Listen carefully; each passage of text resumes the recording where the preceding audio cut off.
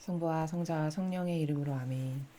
하늘을 우러러 사랑하올 하느님 아버지 뜻 안에서 스승이신 예수님과 도움이신 성령님과 사랑하올 성모님과 성요셉 아버지와 성미카엘 대천사와 하늘의 모든 거룩한 천사들과 성인들의 정보를 청하며 기도드립니다.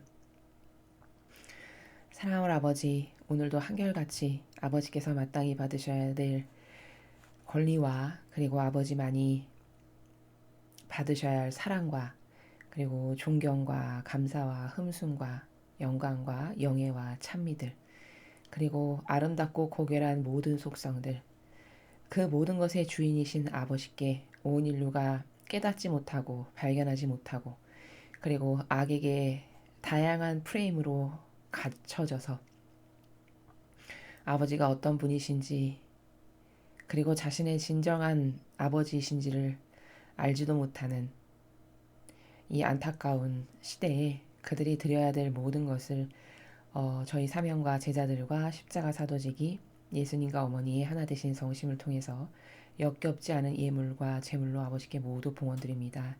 사랑하는 아버지 너그러이 받아주시옵소서. 또한 위대하신 저희의 진정하신 아버지의 모든 그 아름다움과 그리고 풍요와 고결함과 사랑과 멋있는 그 정의와 그리고 신적 질서와 진리 기타 등등의 그 다양한 모든 나라들을 저희도 아버지와 함께 그럴 자격은 되지 않사오나 아버지께서 가지고 계신 그 모든 것을 함께 공유할 수 있는 그런 자격이 될 수 있는 자녀들이 되도록 오늘도 더 많은 회개와 배상과 보복을 통해 아버지의 그 의노의 마음을 풀어드리고 이 인류로부터 상처받으신 아버지의 성심에 새겨진 그 하나하나의 상처마다 저희의 사랑을 담아 입맞춤을 드리오니 아버지 부디 위로 받으시옵소서.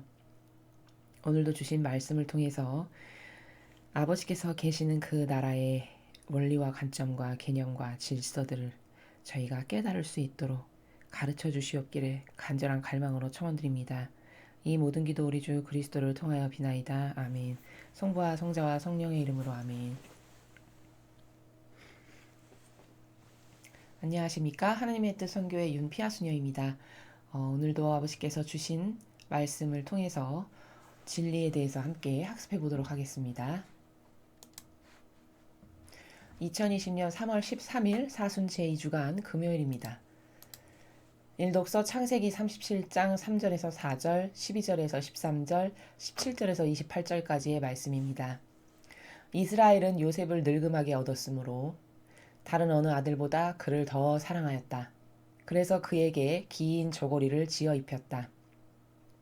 그의 형들은 아버지가 어느 형제보다 그를 더 사랑하는 것을 보고 그를 미워하여 그에게 정답게 말을 건넬 수가 없었다. 그의 형들이 아버지의 양떼에게 풀을 뜯기러 스켄 근처로 갔을 때 이스라엘이 요셉에게 말하였다. 내 형들이 스켄 근처에서 양떼에게 풀을 뜯기고 있지 않느냐? 자, 내가 너를 형들에게 보내야겠다. 그래서 요셉은 형들을 뒤따라가 도탄에서 그들을 찾아냈다. 그런데 그의 형들은 멀리서 그를 알아보고 그가 자기들에게 가까이 오기 전에 그를 죽이려는 음모를 꾸몄다. 그들은 서로 말하였다. 저기 저 꿈쟁이가 오는구나. 자, 이제 저 녀석을 죽여서 아무 구덩이에나 던져놓고 사나운 짐승이 잡아먹었다고 이야기하자. 그리고 저 녀석의 꿈이 어떻게 되나 보자. 그러나 르우벤은 이 말을 듣고 그들의 손에서 요셉을 살려낼 속셈으로 목숨만은 해치지 말자 하고 말하였다. 르우벤이 그들에게 다시 말하였다. 피만은 흘리지 마라. 그 아이를 여기 광야에 있는 이 구덩이에 던져버리고 그 아이에게 손을 대지는 마라.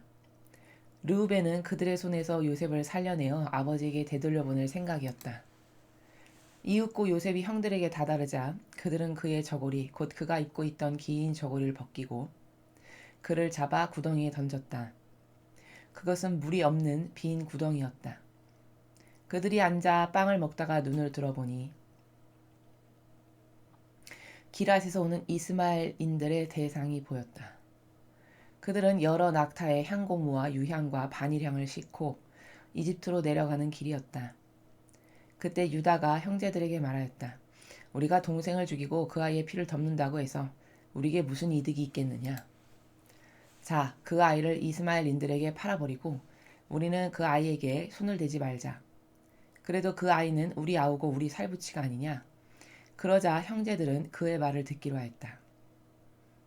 그때 미디안 상인들이 지나가다 요셉을 구덩이에서 끌어냈다. 그들은 요셉을 이스마엘인들에게 은전 20잎에 팔아넘겼다. 이들이 요셉을 이집트로 데리고 갔다. 주님의 말씀입니다. 하느님 감사합니다. 예, 오늘 우리는 창세기에서 아주 유명한 부분이죠. 이 형들이 이제 이 요셉을 시기 질투로 팔아넘기는 지금 그 부분을 여러분께서 함께 지금 보셨습니다.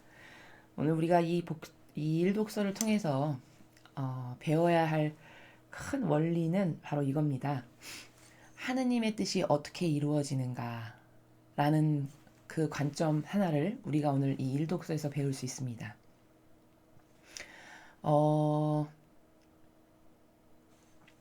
여기 이제 이 이스라엘이라고 불리는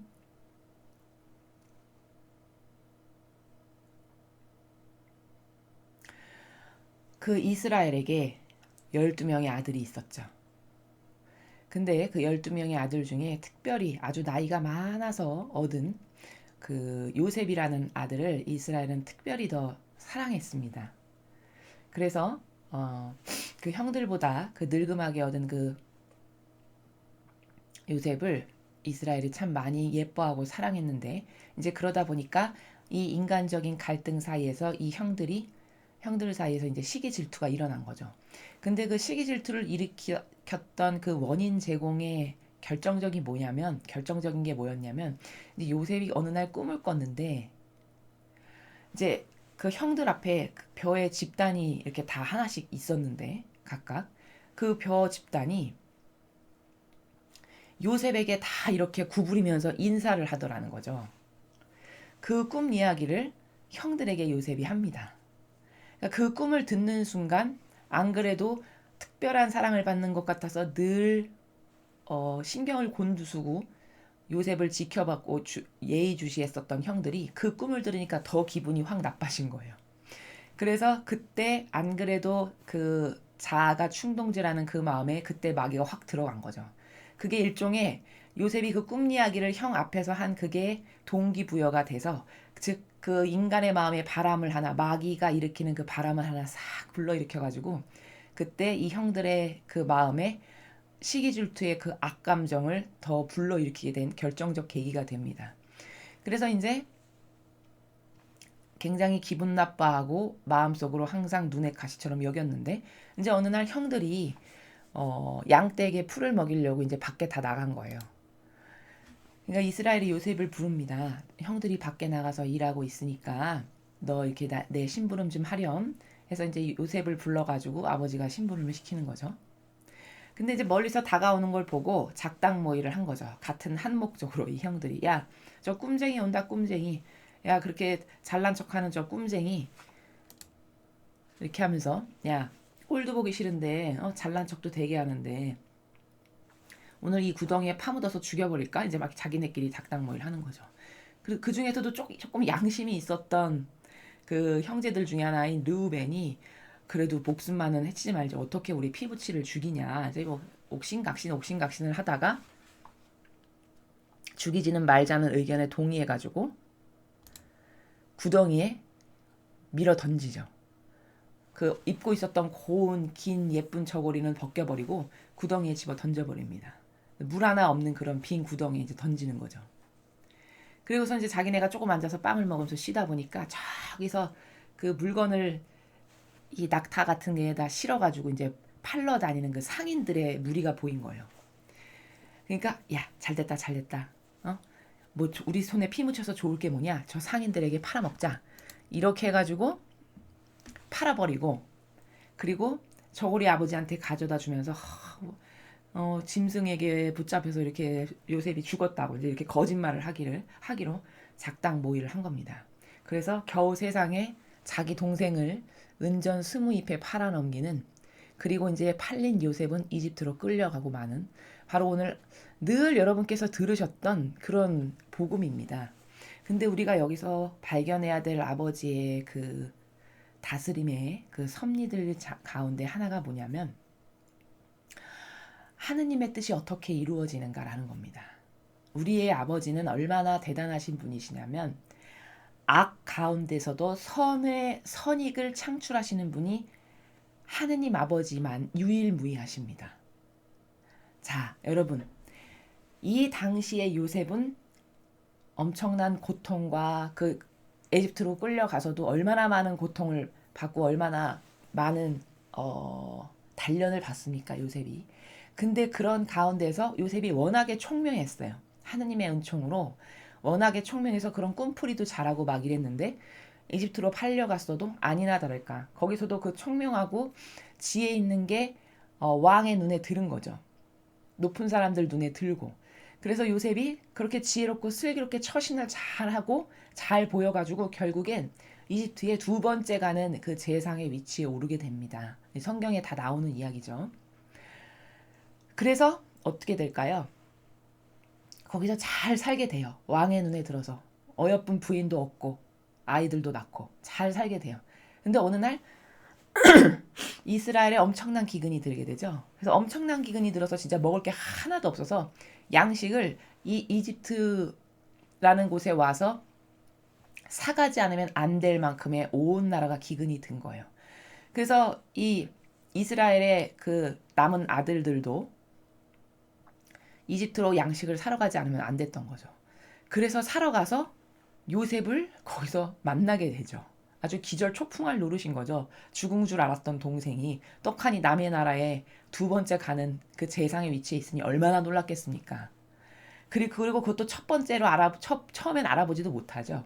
나중에나 그 마음 넓은 요셉이 나라고, 형들 나를 잊었냐고, 나 요셉이라고 이렇게 해서 엉엉 울면서 상봉을 하고, 결국에는 아버지 살아계시냐고, 아버지가 뵙고 싶다 해서 아버지도 데리고 오고, 요셉 바로 아래, 끝에서 요셉이 두 번째였는데 바로 아래 막내 동생이 또 하나 있었어요. 그 막내 동생은 살아있냐고, 나는 걔가 보고 싶다고. 이래가지고 이제 온 가족을 다 상봉해서 펑펑 울고 웬일이냐고 하고, 이렇게 하고서는 결국 자신의 식솔들을 다 데리고 와서 이집트에서 떵떵거리면서 잘 살게 되는 이런 결과의 열매를 맺게 된다는 겁니다. 근데 그 열매를 맺게 되는 근원적 시작이 요셉이 이렇게 고통 가운데 기가 막힌 핍박, 형들로부터, 그것도 피부치로부터 핍박을 받으면서 팔려가는, 이게 아버지의 뜻이 이루어지기 위한 시작이었다라는 것을 이 당시에 이 요셉이나 이 형들이 과연 알았을까?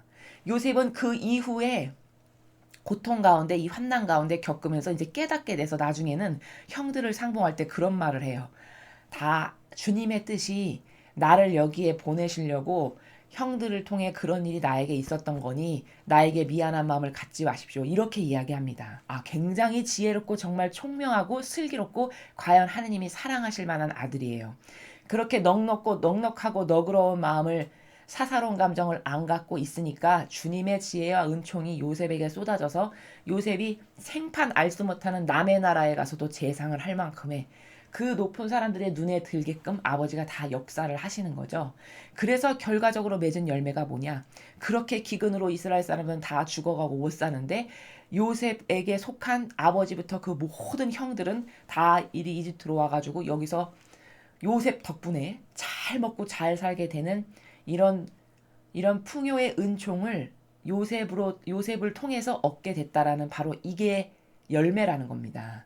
근데 하느님께서는 그 열매를 이루시는, 그 선익을 창출하시는 그 과정들을 보니까 인간의 상상으로서는 저게 지금 아버지의 뜻이 좋은, 즉 선익의 열매로 결과로 맺어지기 위한 과정이구나, 이런 것을 상상할 수 없는 방법으로 아버지 뜻을 이루신다라는 거죠.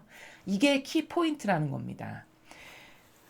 그러니까 인간은 참 정말 사고방식이 너무 단세포고 단순하고 무식할 만큼 어리석은 게, 보통 은총을 받았다, 뭐 축복받은 삶이다, 하느님께서 복을 주셨다. 뭐 이런 류의 나라를 생각할 때는 늘 기쁘고 행복하고 좋은 것만을 생각해요. 근데 여러분, 그건 정말 큰 인간의 성경에 근거하지 않은 이상한 통념 중에 하나입니다. 그것도.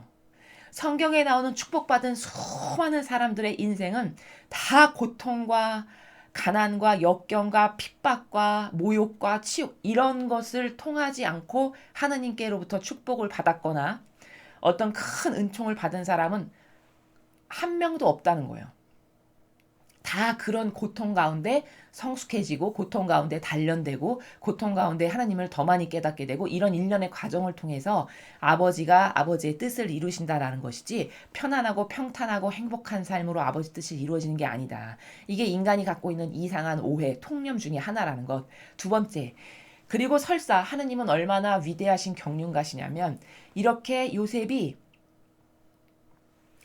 감히 인간이 상상할 수도 없는 형에 의해서 팔릴 만큼 비참한 운명이 된 거잖아요.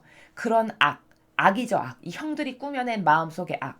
이 악이 발로해서 이 일이 생겼는데 그 악의 발로로 생긴 일조차도 마침내는 선익으로 이끄시는 아버지의 위대하신 다스림을 오늘 우리가 보고 있는 겁니다.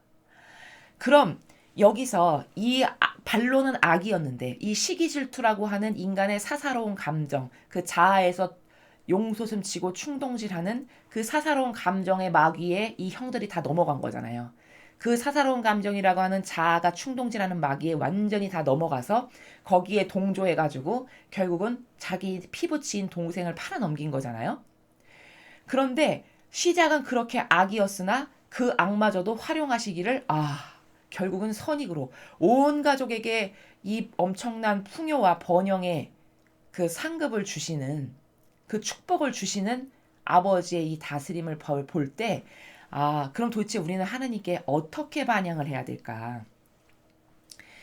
요셉의 훌륭한 반향 때문에 요셉이 이런 고통과 역경이 있었는데도 불구하고 거기서 만약에 하느님을 원망했거나 하느님께 저주를 퍼부었거나 자기 운명을 한탄하고 비탄했거나 이랬으면 은총이 줄어들었을 수도 있을 겁니다. 왜냐하면 반향하는 만큼 아버지의 뜻이 이루어지니까요. 근데 놀랍게도 요셉은 정말 하느님께 반향을 잘했어요. 그토록 고통스러운 남의 나라에 팔려가는 노예 신세로 팔려가는 그런 운명에 처해 있었는데도 불구하고 이 어린 나이에 끝에서 두 번째니까 얼마나 나이가 어렸습니까? 그 늙음하게 얻은 이 어린 아들을 그토록 이뻐했던 거예요, 이스라엘이.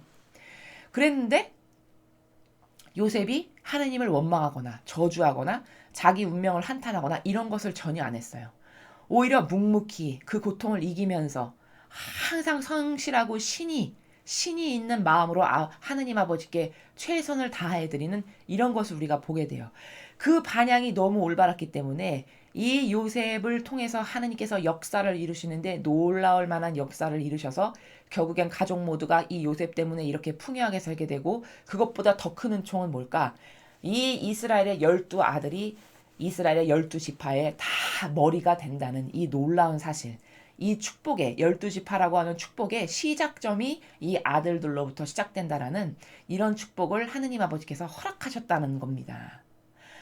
그럼 우리가 여기서 이 일독서를 통해서 지금 이런 아버지의 다스림에 대해서 배웠는데요. 이것을 통해서 그럼 우리가 반추해야 되고 깨달아야 될, 객관화시켜야 될 것은 무엇이냐? 이런 하느님에게 과연 우리는 어떻게 반향을 해야 하는가라는 거죠. 인간은 참으로 어리석기가 자기를 믿는 것보다 더 어리석은 건 없습니다. 이 세상에서 여러분. 자기 의견, 자기 뜻, 자기 기호, 정서, 자기가 착하고 좋다라고 생각하는 것, 이런 기타 등등의 수많은 자아라고 하는 곳에서 나오는 발로 된 이 많은 의견들 있죠. 내가 가지고 있는 기타 등등의 많은 것들. 이것을 맹신하는 것보다 더 어리석은 건 없다는 거예요. 그런 것을 맹신하는 인간에게 하느님의 이런 다스림의 나라, 이런 악을 통해서도 선을 일구시는 이런 위대하신 다스림을 하느님밖에는 아무도 하실 수가 없는데 이런 위대하신 우리의 아버지에게 과연 어떤 반향을 해야 되는가? 얼마나 이런 아버지께 나를 맡기고 의탁드리고 믿고 이런 아버지께 온전히 속하기를, 온전히 용해되기를 얼만큼 갈망해야 할까? 이렇게 하느님께서는 마음만 먹으시면 자유자재로 얼마든지 악을 통해서도 선을 이끌어내시는 분인데 이런 분을 안 믿으면 여러분 누구를 믿고 사실 겁니까? 이거 놀라운 착각의 사실이에요. 아니 이렇게 일을 이루시는 이러한 방법으로 감히 상상할 수도 없는 인간은 상상할 수도 없는 이런 방법으로 선을 이끄시는 이분이 우리 아버지신데 우리 영혼의 본질적인 진짜 아버지신데 이런 아버지를 안 믿으면 여러분은 어떤 것을 믿고 사실 거냐 반문해 보셔야 된다는 거예요. 자기 자신에게. 인간이 아무리 똑똑하고 위대하고 대단하다고 해봤자 이런 아버지의 다스림의 나라를 감히 상상하거나 추상해보거나 이런 것을 이루거나 할 수 있는 인간은 죽었다 깨나도 아무도 없으며 그 비루하고 역겨운 인간의 뜻은 아버지께서 이루시는 이런 위대하신 다스림의 나라에 역겨운 기스나 내는 거라는 겁니다. 이런 아버지를 안 믿고 나를 믿는다? 이게 얼마나 큰 계산기에 이 착오가 심각하게 있는 것인가. 얼마나 심각하게 자기 영혼이 망가지기를 그토록 원해서 사는 것인가. 아이러니하게도 자기가 좋아지기를 그렇게 바라는 인간이 참으로 아이러니하게도 아니 온 세상의 70억 인구가 다 자기가 좋아지길 원해서 살잖아요. 내가 잘 되려고 내 가족 내 새끼가 다 잘 살려고 살잖아요. 그 목표 지향성으로. 근데 사실적으로는 무슨 짓을 하고 사는 거냐면 내 영혼이 망가지는 짓을 내가 하면서 사는 꼴이에요. 내가 그토록 좋아지는 걸 원하는데 사실적으로 수행하는 나라는 가만히 살펴보면 그토록 내 뜻을 따르면 이런 아버지의 뜻은 내 안에서 이루어질 수가 없죠. 아니 여러분 요셉처럼 반향을 잘하지 않았는데도 아버지께서 축복을 주실 수 있나요? 없죠.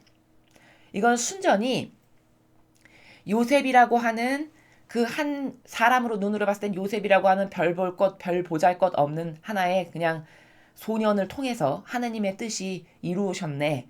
라는 관점으로 볼 수 있겠지만 왜 요셉을 택하셨을까? 수많은 형제들 12명이 있었는데 가장 하느님 보시기에 반향을 잘하고 아버지의 뜻을 이루어 드릴 수 있는 그릇이 되니까 요셉을 선택하신 거죠. 이런 면. 그리고 진짜 요셉은 그런 처지에서도 아무도 불평불만을 하거나 형들을 저주하거나 원수로 생각하면서 욕을 퍼붓거나 이런 것을 안 했어요. 그냥 받아들였단 말이죠. 그리고 거기서도 성실하고 한결같았어요.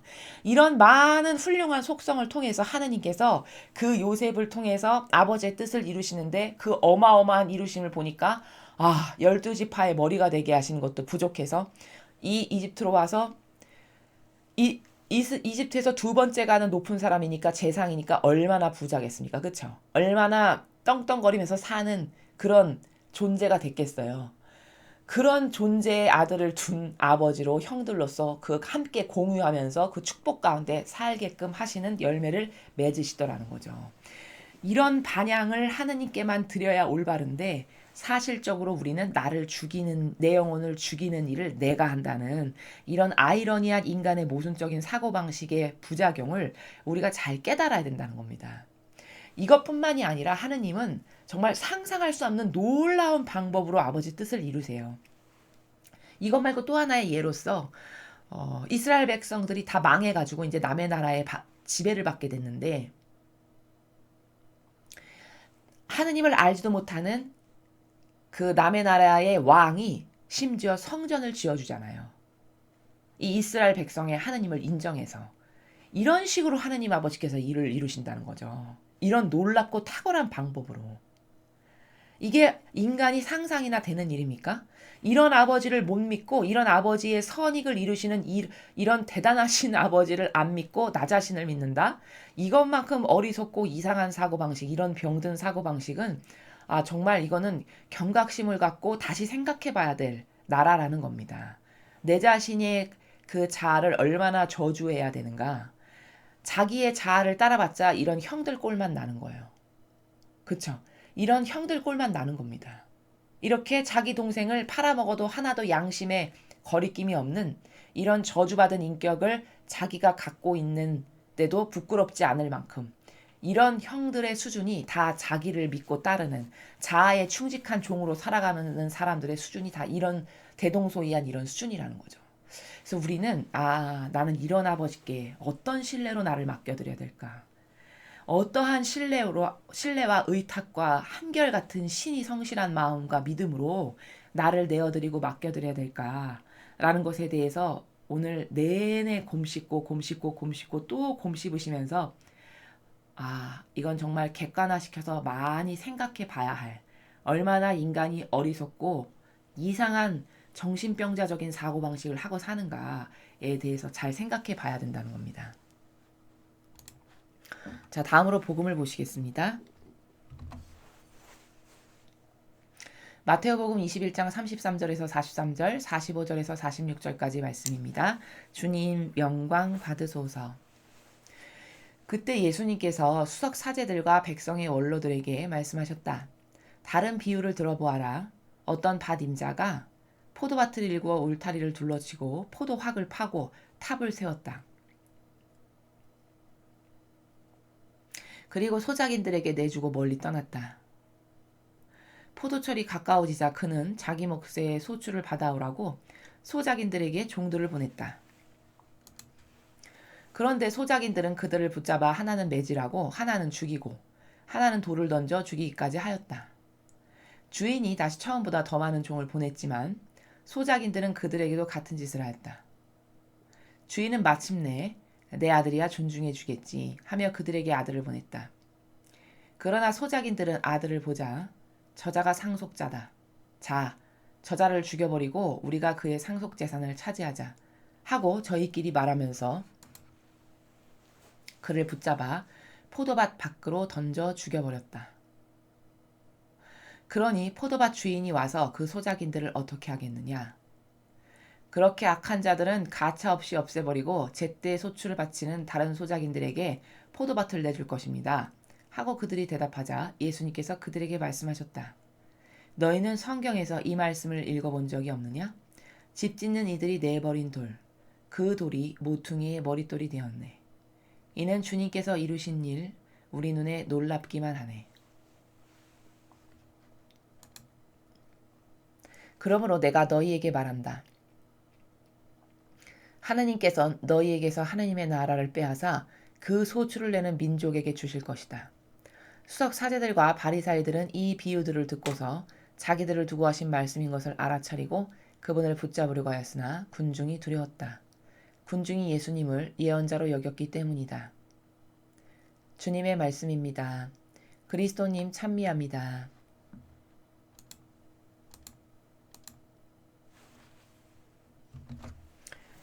오늘 이 마테오 복음의 비유는 참 시대를 초월하는 공통적인 그 아버지의 나라의 다스림의 원리, 관점을 우리가 지금 볼 수 있습니다. 하나하나 보면 말씀의 대상이 누구였냐? 수석 사제들과 백성의 원로들이었어요. 이 비유를 하시는데 그 말씀을 듣는 대상이. 그럼 저건 어떤 세력이죠?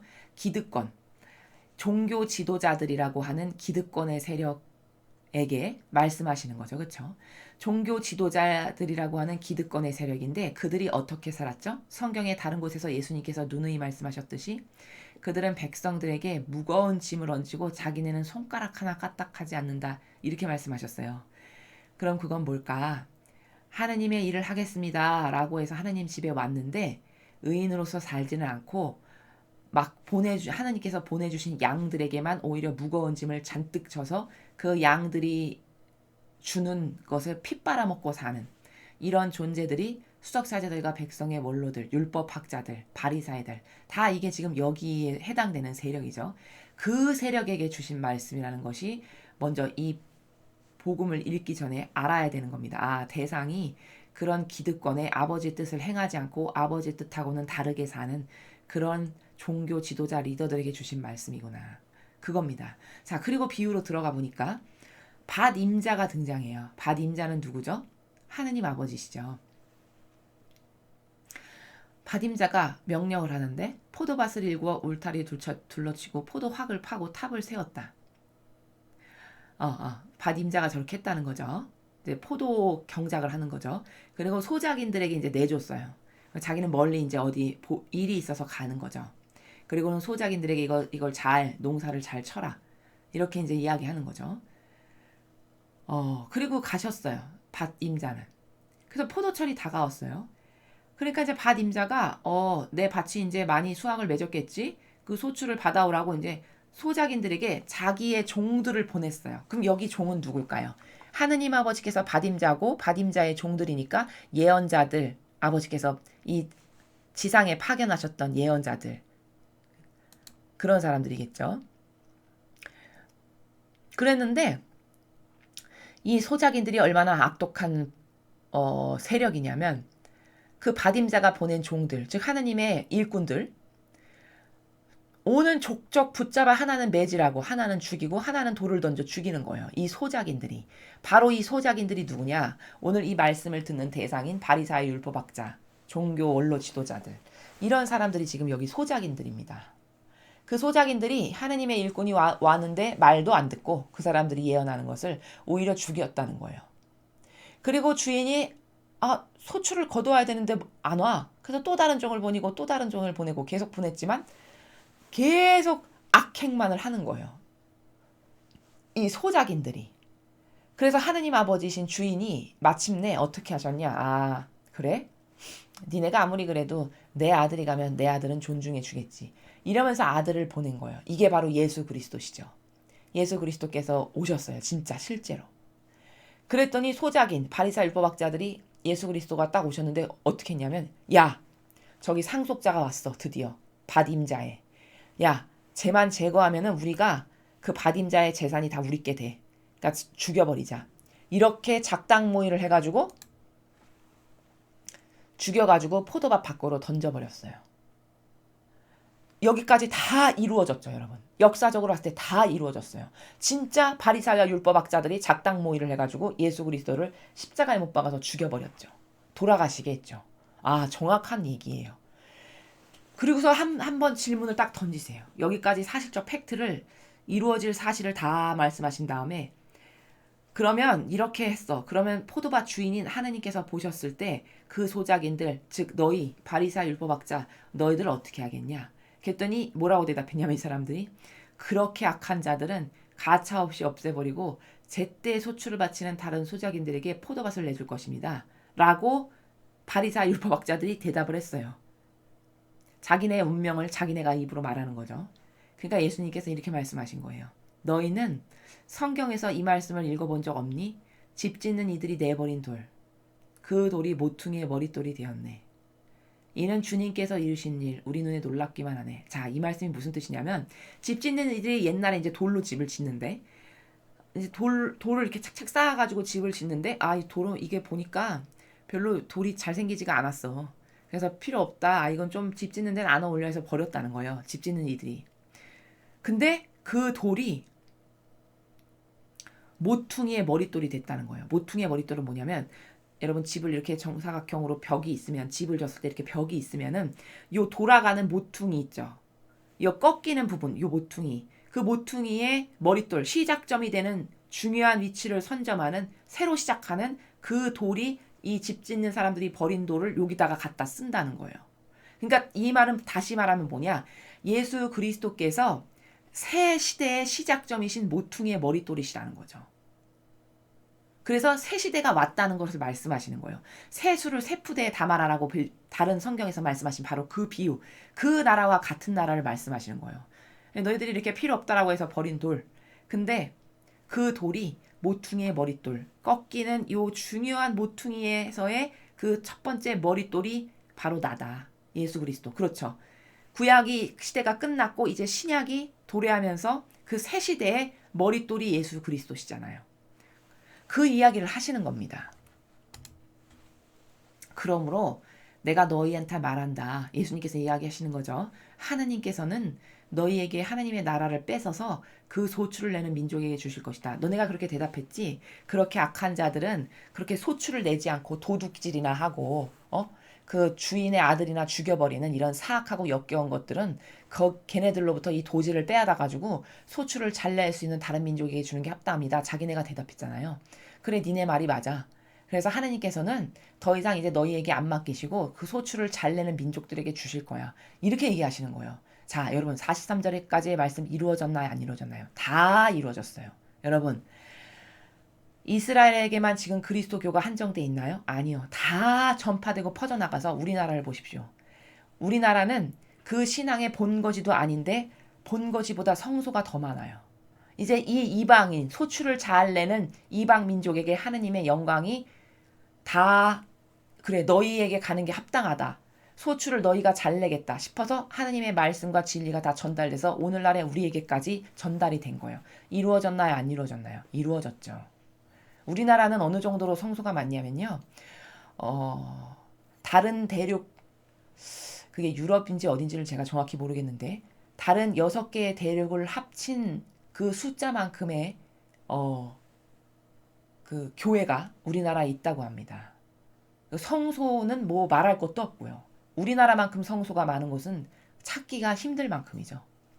그 정도로 주님의 말씀이 이 이방인인 우리에게까지 이렇게 전해진 거예요. 저 43절의 말씀이 다 이루어진 겁니다. 이 말을 딱 듣고 나니까 너무 기분이 나쁜 거예요. 왜? 자기네를 두고 한 말인 거지. 이제 알은 거예요. 깨달은 거예요. 바리사이와 율법학자와 수적 사제들이. 그리고는 또 예수님이 눈에 가신 거야. 자기의 기득권의 세력을 위협하는 존재잖아요. 맨날 아닌 걸 아니라고 말하는 이 날카로운 아주 예리한 칼날과도 같이 정의가 서 있는 이분의 말씀이 틀린 게 하나도 없잖아요. 그리고 자신들의 죄악이 자꾸 들춰지잖아요. 이분이 말씀만 하시면. 그러니까 눈에 가시겠죠. 없애버리고 싶은 존재인 거야. 그래서 붙잡으려고 했는데 군중이 너무 이분을 따라. 군중이 무서워진 거죠. 그래서 하지 못한. 여기까지가 오늘의 복음입니다. 자, 지금 제가 하나하나 입증시켜 드렸듯이 다 이루어졌어요. 그리고는 그래 구약시대는 이 율법학자 바리사이의 시대, 이제 그 하느님을 역겹게 하는 그 너희의 시대는 끝났어. 그래서 이방인에게 하느님이 주시기에 합당해. 그래서 진짜 우리에게까지 예수 그리스도라고 하는 이 하느님을 깨닫고 발견하게 하는 이 은총이 이런 이방인인 우리나라에게까지 이렇게 다 퍼져나가게 하신 사실적 열매를 지금 우리가 맞닥뜨리고 있는 거죠. 자, 그럼 이제 이것을 좀 객관화시켜 보겠습니다. 과거 바리사의 율법학자에게 해당되는 말씀이었어요. 자, 그럼 이제 우리가 살아가는 이 시대에 이 말씀이 어디에게 똑같이 적용됩니까, 여러분? 로마 가톨릭에게 똑같이 지금 적용된다는 것을 벌써 발견할 수가 있습니다. 이 성경을 읽으면서. 하느님의 그 말씀은 제가 다른 복음에서 말씀드렸듯이 환경적 요소에 따라 반복적이고 영속적이에요. 그러니까 똑같은 환경, 똑같은 조건이 도래했다. 그럼 과거 이런 환경, 이런 조건에서 아버지의 뜻이 이렇게 이루어졌구나. 이 결과물이 있어요. 그것이 시대가 달라졌다라고 해서 안 이루어지느냐? 아니요. 똑같이 이루어진다라는 거예요. 왜? 하느님의 진리는 불변이기 때문에. 그 기준이 너무나도 엄격하고 명확하기 때문에 똑같은 환경, 똑같은 시대적 배경, 그런 것을 갖고 있으면 똑같은 패망, 똑같은 징벌, 하느님께서 하신 똑같은 것을 우리도 당할 수밖에 없는 그런 아버지의 다스림을 우리가 알 수 있거든요. 자, 지금 이 아버지, 오늘 예수님을 통해서 선언하신 이게 로마 가톨릭에 지금 완벽히 똑같이 적용이 되고 있어요. 여러분도 많이 느끼시겠지만 지금의 이 로마 가톨릭은 이 시대에 주시는 말씀을 통해서 우리가 보면 이미 몇 년 전에 예수님께서 친히 뭐라고 말씀하셨냐면 이 기존 교회에는 이미 열쇠가 되돌려졌다. 무슨 말이냐? 하느님의 뜻이 그래도 열쇠를 거기다가 두셨었는데 이제 너무나도 사악하고 역겨운 행실, 아버지의 뜻을 행하는 것은 하나도 없고 역겨운 그 자신들의 제도와 전통으로 영혼을 억압하고 겁박하고 찍어 누르는 이분법 신분 질서의 이 악독한 것이 쌓이고 수천 년 동안 쌓이다 보니 이제는 멸망할 때가 된 거예요. 그래서 열쇠가 되돌려졌다라고 말씀하셨습니다. 벌써 몇 년 전에. 그리고 또 뭐라고도 말씀하셨냐? 이 로마 가톨릭은 이제 부분교회다. 다른 많은 종파들의 교회가 있잖아요. 그런 다른 많은 종파들의 교회 중에 하나로 전락한 거예요. 그리고 제가 누누이 말씀드렸듯이 이제 새 시대가 올 건데 그 새 시대를 하느님 아버지께서는 뭐라고 말씀하시냐? 피아세 시대, 성화의 시대, 새로운 하느님의 뜻, 교회의 시작이 이제 도래할 겁니다. 그 마지막 단계를 지금 우리가 살아가고 있어요. 그 마지막 단계라고 하면 저물어가고 있는 이 지금 로마 가톨릭이 기존에 이어오고 있던 이 저물어 가는 새, 이것과 교차점에 있는 지금 떠오르고 있는 하느님 아버지의 뜻이 다스리실, 계시록에 나오죠. 1000년 동안 예수 그리스도께서 다스리시고 완벽하게 세팅이 되면 아버지 여기 있습니다. 이제 받으십시오. 이렇게 할 거라고 예언되어 있는 그 계시록에 예언되어 있는 바로 그 천년 왕국이라고 하는 그 시대가 지금 도래하는 이런 교차점에 우리가 살아가고 있다는 거예요. 그러니 얼마나 이 말씀과 지금 똑같습니까? 일치하고 있죠. 그래서 이 로마 가톨릭이라고 하는 교회는 이건 제 말이 아니라 예수님께서 벌써 몇 년 전에 이 마지막 시대에 주시는 예언자나 선견자들을 통해서 주시는 말씀에서 말씀하시기를 이 로마 가톨릭의 열쇠는 이미 되돌려졌다. 아버지 뜻이 이제 그 열쇠를 되돌려줘서 가져가셨다는 거예요. 그리고 이제 여기는 부분교회다. 그 말씀은 뭘까? 계시록에 말씀하시는 천년왕국, 예수님께서 아버지의 뜻으로 1000년 동안 인류를 다스리실 새로운 성화의 시대 피앗교회라고 하는 그 시대가 반드시 올 건데 계시록에 써 있으니까 반드시 오죠. 그 새로운 시대와 저물어가는 마지막 시대 이렇게 교차점의 가운데 우리가 살아가고 있기 때문에 이렇게 영적 전쟁이 치열한 거고 이렇게 혼란과 혼돈이 많은 거고 이렇게 과거 그 어느 시대하고도 비교할 수 없을 만큼 사악한 악의 무리가 온 전방위적으로 다 차지하고 있는 건 다 왜 그러냐? 이렇게 지금 정화의 과정을 거치는 마지막 시대이기 때문에 새 시대와 마지막 시대의 교차점이기 때문에 특별히 악이 더 많이 날뛰는 것을 우리가 지금 경험하는 거다. 이런 기타 등등의 부수적인 모든 상황들이 이 시대가 마지막 시대구나라는 것을 입증해주는 근거 자료들입니다. 그래서 이렇게 하나님께서 많은 시간 동안 아버지의 뜻을 행하기를 기다리시고 또 인내하시고 기다리시고 인내하셨으나 이제는 구약시대가 저물고 신약시대가 올 수밖에 없었듯이 또 그런 그 시대 로마 가톨릭이라고는 이름 하에 있었던 그 시대가 이제 다 수명이 다해가는 거죠. 이제 다해가서 또 다른 새로운 시대 모퉁이의 머릿돌이 되는 그런 새로운 시대가 도래하고 있는 거다 라는 것을 우리가 이 말씀을 통해서 지금이 그 시대구나. 하느님께서 이렇게 많은 말씀을 주시고 이렇게 많은 아버지의 뜻을 행하라고 기회를 주셨으나 아버지의 뜻을 행하기는커녕 점점 더 사악해져서 지금은 과거 그 어느 때하고도 비교할 수 없을 만큼 사악하기가 감히 주님의 거룩한 제단에서 무신론 공산주의의 마귀를 대변하는 말을 할 만큼으로 심각하게 변질되었죠. 이래서 이제 이것은 더 이상은 희망이 없다. 이제 끝날 때가 된 거죠. 아버지의 다스림의 관점의 나라에서 봤을 때 아버지께서 2000년마다 한 번씩 개입을 하시는데 벌써 예수님께서 다녀가신 지가 2000년이 넘었어요. 이제 아버지께서 또 한 번 개입하셔서 새 시대가 오늘 예수님께서 모퉁이의 머릿돌이 된다라고 하는 그 새 시대가 도래할 때가 왔다는 거죠. 이것을 깨달으시고 나는 그럼 하느님께 이토록 중요한 우리가 지금 마지막 시대 새 시대와 저물어져서 점점 사그러들어서 없어질 이 교회의 교차점의 마지막 시대에 살고 있는 영혼으로서 나는 어떤 정신의 나라에서 어떤 하느님께 반향을 드리면서 살아가야 될 건가. 이게 굉장히 중요하다는 겁니다. 우리 입장에서는. 그럼 앞에 1독서에서 말씀드린 것과 같이 이런 야곱과 같은 정신 그리고 이 마지막 시대에 가장 대표 주자로서 우리가 본받아야 될 사람은 다니엘 있죠. 다니엘이 유배에 가서 끌려갔는데도 거기서 살아남은 정신을 보세요. 절대로 타협하지 않았던 그 절대성이 다니엘에게 빛이 됐던 다니엘의 정신을 정말 고결성의 끝까지 끌어올렸던 것은 그의 절대성이 빛이 됐던 것이다. 그리고 그 절대성을 때문에 하나님께서는 그 다니엘을 끊임없이 눈동자처럼 보호하시면서 이끄시면서 아버지의 일꾼으로 쓰시는 것을 우리가 볼 수 있죠. 그래서 우리는 이 마지막 시대 반드시 새 시대는 옵니다. 여러분 성경에 있으신 아버지의 말씀이 이루어지지 않은 적은 단 한 번도 없었어요. 지금까지. 그런 그 관점과 원리에서 봤을 때 반드시 예수 그리스도께서 이제 아버지의 뜻으로 이 인류를 다스리실 시대가 반드시 와요. 그때까지 이 환란은 있을 수밖에 없는 거고 겪어낼 수밖에 없는 아버지의 정의의 징벌의 시대를 겪을 수밖에 없는 시간이기 때문에 이 시대에 여러분께서 오히려 그래 지금까지 내가 아버지께 드렸던 죄악을 갚아야지. 그 정직한 마음으로 또 여러분이 만약에 의인이시라면 나라를 진짜 사랑하신다면 그래 내가 사랑하는 이 나라 내 나라가 망하면 절대 안 되지. 내 나라가 그동안 몰라서 지은 모든 죄 그것도 내가 배상과 보속해야지. 이런 정신으로 이 시대를 사신다면 정말 잘 사시는 거예요. 왜? 그게 의인의 정신이니까. 아버지께서 그 의인의 정신을 옳다 하시겠죠. 그래서 그런 정신으로 그 굳건한 믿음과 신뢰와 의탁의 나라에서 오늘 일독서를 보세요. 얼마나 하느님께서 다스리시는 게 퍼펙트 하신가. 반향하는 것에 따라서 살리고 죽으시는 건 다 아버지의 권능 손바닥 안에 달려 있어요. 그 아버지의 뜻이 얼마나 우리를 눈동자처럼 보호하시는가. 이 작은 소년 하나를 통해서도 아버지 뜻을 이루시는 걸 보십시오.